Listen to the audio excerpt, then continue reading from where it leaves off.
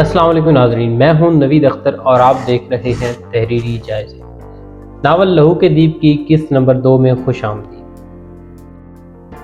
زبیدہ کی عمر 13 سال اور کمال کی عمر 9 سال تھی۔ وہ دونوں بہن بھائی پہاڑوں اور جنگلوں میں آباد اس چھوٹے سے گاؤں میں پیدا ہوئے تھے۔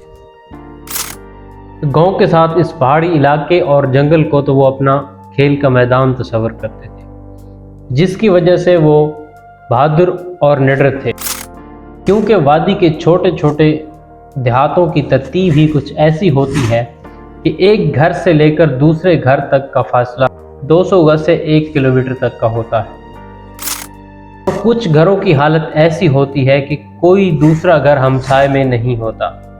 البتہ بڑے دیہاتوں کی آبادی کچھ بہتر ہوتی ہے۔ اس گاؤں کے کافی سارے گھر اکٹھے بنے ہوئے تھے اور اس گاؤں کے ارد گرد کی کاشتکاری کی زمین کاشت کرنے والی زمین کافی تھی، اور وہ زمین اور جانوروں سے ان کا ذریعہ معاش جڑا ہوا تھا۔ چلتے چلتے ایک دم رک گئی اور کہا، کمال رکو۔ کمال ایک دم رک گیا اور زبیدہ نے کمال سے پوچھا، کمال تمہیں کوئی آواز آ رہی ہے؟ کمال نے پریشانی کے عالم میں ماحول کا جائزہ لیتے ہوئے ادھر ادھر دیکھ کر اپنی ساری قوت سماعت سننے پر لگا دی اور اچانک سے کہا، یہ تو الیاس کی بانسری کی آواز ہے۔ ابا جی آج کل اس کو بانسری سکھاتے ہیں اور یہ تو روز اس پہاڑی پر جاتا ہے اور وہاں بیٹھ کر بانسری بجاتا ہے۔ زبیدہ نے چلتے ہوئے کہا، آؤ دیر ہو رہی ہے، امی سے قرآن شریف بھی پڑھنا ہے اور ابا جی گھر آ گئے ہوں گے۔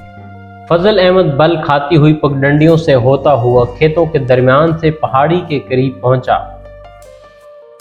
تو سورج کو ڈھلتے دیکھ کر اسے خیال آیا، کیوں نہ میں نماز ادا کروں۔ اسی لمحے اس کو پہاڑی سے نیچے اترتا ہوا الیاس نظر آیا۔ الیاس فضل احمد کے دوست کریم خان کا بیٹا تھا۔ کریم خان کھیتی باڑی کرتا تھا اور بانسری بجانے کا شوق کریم خان کو ورثے میں ملا ہوا تھا، اور یہ ورثہ وہ اپنے بڑے بیٹے عمر کی بجائے 13 سالہ چھوٹے بیٹے الیاس کو منتقل کرنے پر تلا ہوا تھا۔ کریم خان کی ایک 3 سالہ بیٹی بھی تھی جس کا نام نادیہ تھا۔ الیاس نے پہاڑی سے نیچے اترتے ہوئے فضل احمد کو السلام علیکم کہا۔ فضل احمد نے وعلیکم السلام کہا اور پوچھا، کیا تم نے کمال اور زبیدہ کو دیکھا ہے؟ الیاس نے کہا، جی ہاں چچا جی، وہ کچھ دیر پہلے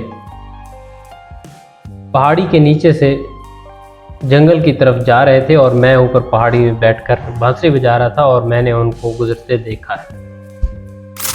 اب تک کے لیے اتنا ہی، ملتے ہیں اگلی قسط میں، تب تک کے لیے اپنا خیال رکھیے گا۔ اللہ حافظ۔